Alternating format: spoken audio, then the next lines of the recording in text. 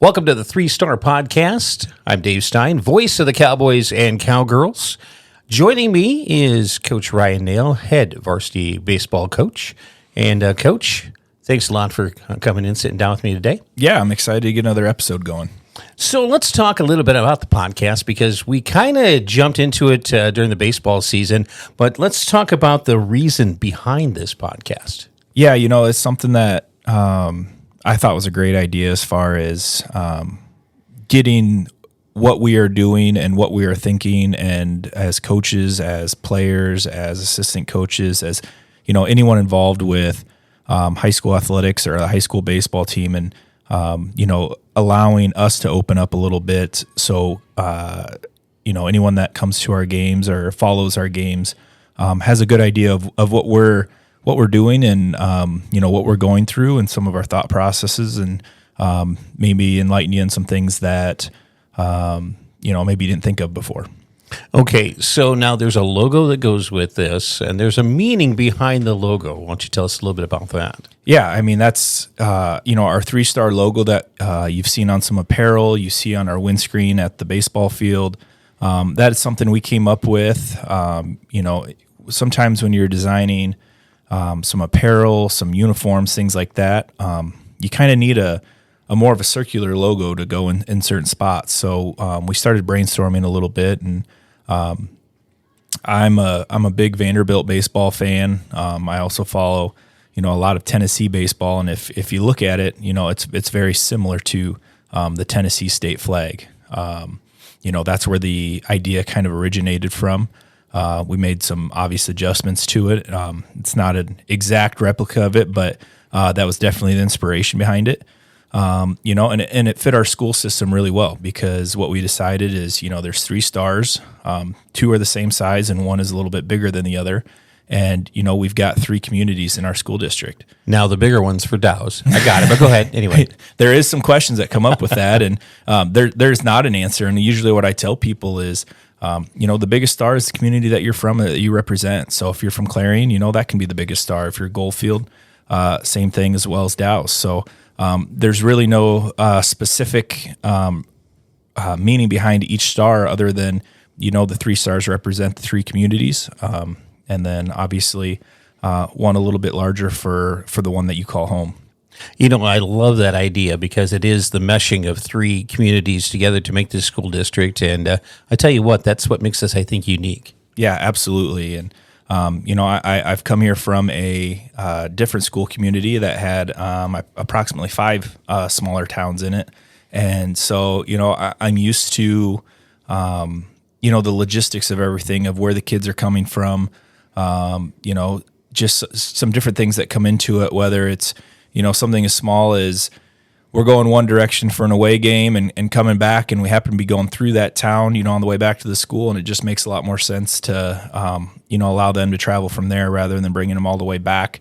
And, and sometimes there's some, different setups of families where mom might live in one community and dad might live in the other community. And so, a lot of things that a lot of schools that represent just one town or one city that they don't have to really worry about. But again, that's that small town feel for us. And, some of the bigger schools and some of the bigger towns are town or city that, they really don't have to think of. Everyone is in, say, a few minutes away. So practice times and early morning things and things like that don't really have to be put in perspective when you're thinking about traveling and what some of the kids have to do and how far they have to travel on any given day.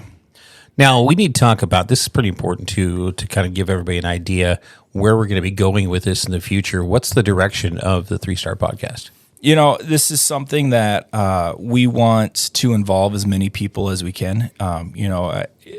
As much as me and you love being on this and talking, I want to get some other coaches, sponsors, teachers, anyone that's involved either with our program or with the athletic program at CGD, involved and get their perspective on things. It's the the music department. What are they thinking about when it comes to a student athlete being part of it, or a small business in town that sponsors a program for one reason or another, and why they do that, and what they're looking for, and just kind of picking the minds of as many different people as we can, and not just necessarily making this a strictly a CGD baseball podcast, but definitely involving others and how our program meshes with theirs, or allows them to do some special things, regardless of whether they are considered a sport or a club or whatever it is, but allowing them to voice a little bit what they're doing and doing with our athletes, both on and off the field. There's so many different aspects that a lot of people don't realize, but unless you have a student that is actually in the district at this point in time. But kids are being pulled multiple directions, like you said, music, drama, Spanish club, just to name a few. I mean, there's several opportunities for these kids, and everything kind of has to work together to make it all come together and be positive for that student. Yeah, and I think that'll be one of our our topics on a future podcast of coaching in a small community where you have kids that could be participating in 4 different sports plus some other extracurriculars, and what we have to think about as coaches when we're considering what we're planning and scheduling when it comes to students like that, as well as picking the brains of those students of what they are deciding and how they decide what they're going to do and when they're going to do it, and what they're going to put forth effort to, when they're in season for say one sport but have to train for 2 or 3 other sports. And we all love the 4-sport athlete, and we push that as much as we possibly can, but we also know that at the end of the day, you can't focus if that's something you're going to do. You can't focus just strictly on the sport that you're participating in, because if you're picking up a bat or picking up a basketball or picking up a football on the first day of practice, you're again already behind the 8 ball and falling behind a little bit. So trying to weigh and balance a lifestyle of school, sports, and family, and sometimes there's just not enough hours in the day. And ultimately, it's not like when it was when, say, I was in high school, where for baseball, for instance, we'd pick up a glove 3 weeks, maybe a month before the season started, and that was the first time we touched it since the season had ended, because we concentrated on one thing.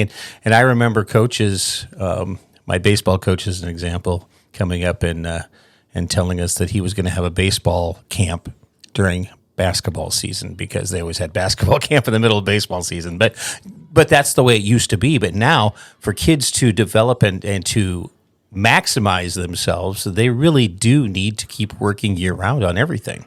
Yeah, and I'm a little biased, but I don't think there's much harder skill in a sport than hitting a ball with a bat. And again, if we do have kids that pick up the bat and the ball for the first time on the first day of practice or a couple weeks leading up to the first game, but that's generally where you see a slower start, and it takes them a little while to get to midseason form, because since then kids are getting bigger and faster and stronger, and your opponents are getting bigger and faster and stronger, and you got to continue to prepare for that.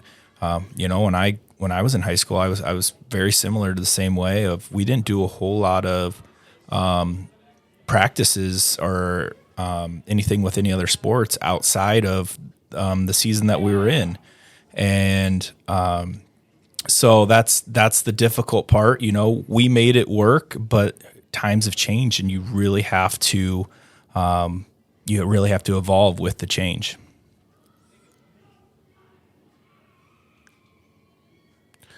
Well, thank you very much, Coach. We appreciate you taking a little bit of time out of your day to sit down and talk with us about the 3-Star Podcast. I am excited, looking forward to see what the future holds. I know we're going to be having this one on a fairly regular basis, and sometimes schedules get a little crazy, but being able to talk to some of the other coaches and, like you said, community members, athletes, and so forth, it is always exciting for me to be able to do that very thing. Well, thank you for joining me today once again. And that is going to wrap up this edition of the 3-Star Podcast.